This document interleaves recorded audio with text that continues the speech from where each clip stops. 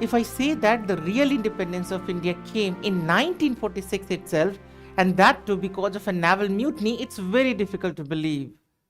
But to be true, the formal independence that came in 1947 was made inevitable by the Royal Naval Mutiny in February 1946. The mutiny started from Bombay, from the ship HMIS Talwar, and very soon it spread to many other areas, including Karachi. The mutineers also created one strike committee that was headed by M.S. Khan, and the mutiny took a very serious turn against the British when the mutineers captured the Butcher Island, where the entire ammunition of Bombay Presidency was stored. The naval officers kept resisting the British orders, and when they only surrendered when they were requested by the leaders like Patel in Indian side and Muhammad Ali Jinnah in Pakistani side. The great historian Bipan Chandra says that the Royal Naval Mutiny of 1946 proved to be the last nail in the coffin of British imperialism in India. You have to understand here that the Second World War had completely changed the geopolitics.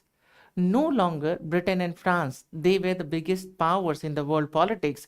Rather, the geopolitics had completely got transformed because of rise of US and USSR as the biggest powers. Both US and USSR, they supported the transfer of power towards India because US wanted to make the capitalist ideology very popular in India, and USSR was trying to popularize the communist ideology. On the other hand, the Second World War had completely broke the imperial strength of Britain, and Britain was no longer in a position to keep controlling the big colonies like India. So the Labour government in England, led by Clement Richard Attlee, was much in favor of a peaceful transition of power towards India. At the same time, the British, they had realized that the people were very rebellious in India because of the episode of the Quit India movement. The soldiers in army, they were equally rebellious, which was proved by the episode of Azad Hind Fauj, or INA, Indian National Army, led by Subhash Chandra Bose.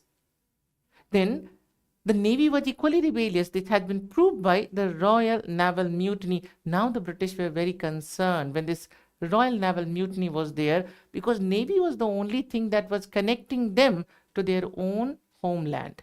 So they now knew that if next time there's a Quit India like movement in India, they would not be even able to run back to their country. And now the British were quite in a hurry to leave India.